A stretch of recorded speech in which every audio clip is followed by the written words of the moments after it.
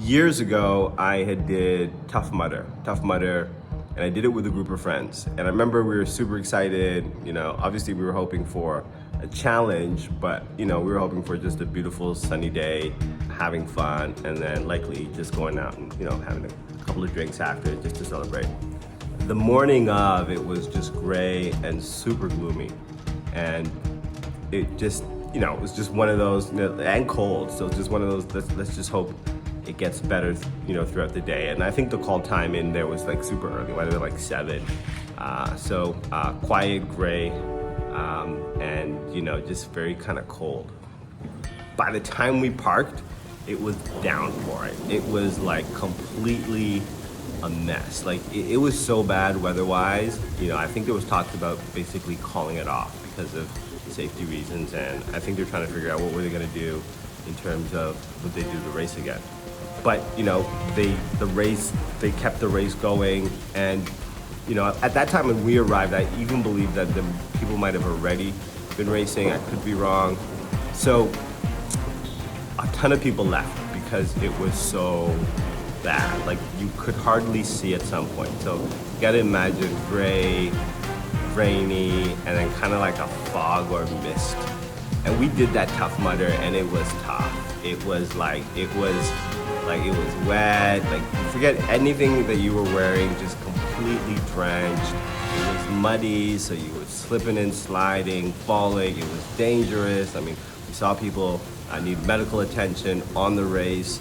But I remember we pushed it through, and the group of folks that I was with, we done it. We finished it. We'd done it, and at the end, it was, I think we went to one of those hot springs places, and everybody just kind of relaxed and got in a hot tub and swam and steam room and just the type of stuff you want to do after a Tough Mudder. So what I remember about it, obviously it was a really amazing time, but I had a t-shirt. They give you a t-shirt, like, completed Tough Mudder, and they give you the year. And I've had that, I don't know if I still have it now, but I had that shirt for probably like 10 years. And every time I looked at that shirt, I remember that day. I remember that sense of accomplishment. I remember that sense of that we fucking did something. And that shirt, even though it wasn't a great shirt, I mean, I wish it was a nicer shirt. It wasn't a bad shirt, but I kept the shirt because the shirt because I had an emotional, it definitely brought up these emotional feelings. So it wasn't just a piece of fashion because other people liked it. It was because it had meaning to me. And that Tough Mudder was a great accomplishment one day, but you're gonna do other accomplishments through your life. And some of those accomplishments you might want to just celebrate, and maybe just secretly celebrate. Maybe it doesn't have to be so blatant. Maybe it does need to be blatant. But I imagine people have so many personal accomplishments, and they would love a favorite item or a favorite piece of clothing to kind of just signify that, I did it. And, when I wear this, piece of item, it reminds me of that success.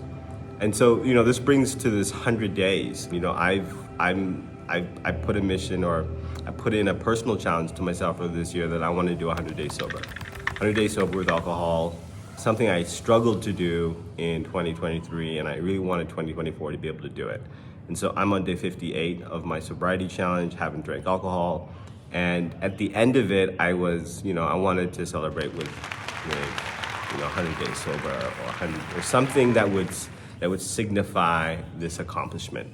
And I don't know if it was going to be as blatant as 100 days sober, but it was going to help me basically remember that, I can do it, I did it, and it's not always easy, but you can pull through. A reminder for me on days, post 100 days, that might need a bit of uplifting.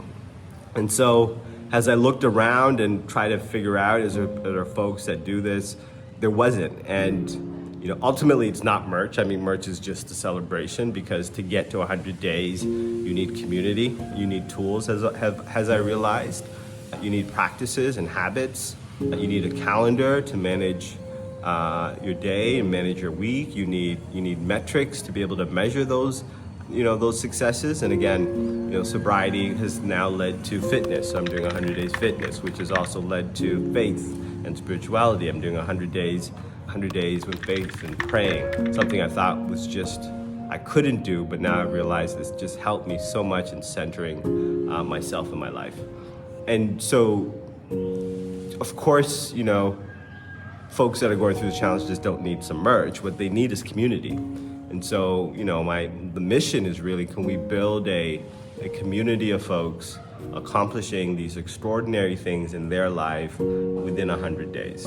And can we encourage people to be their best? And so that was kind of the mission. And so part of that challenge was like, well, okay, if I truly believe, and I believe that you can accomplish anything in 100 days.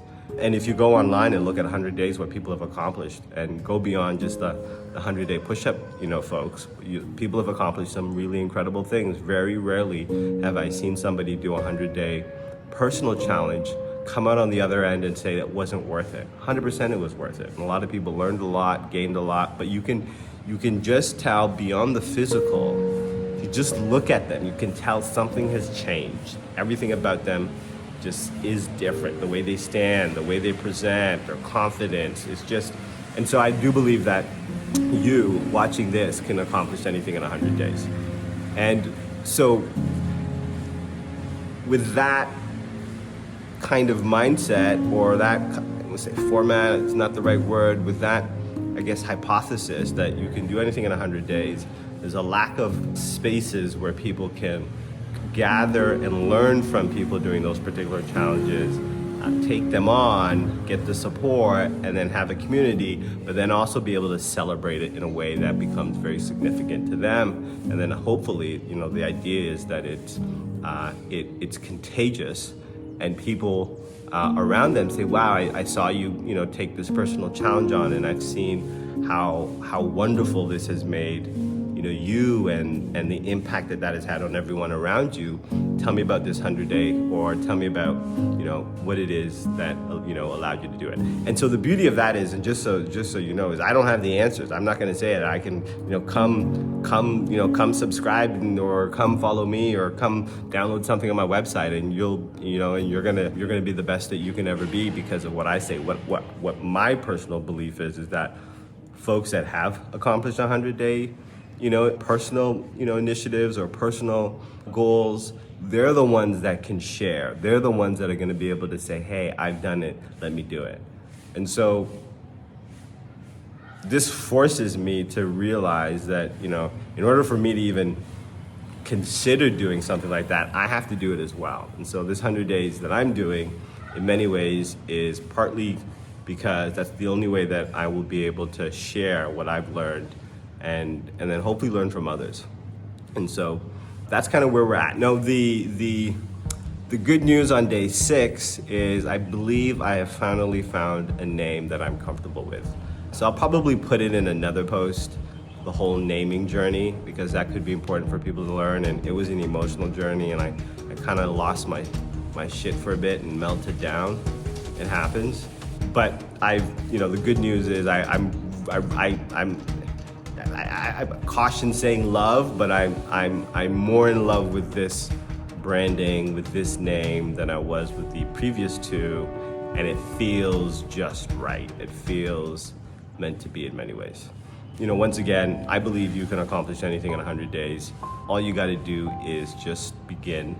Become the best person that you can become. Go beyond all your expectations. Be your best 100.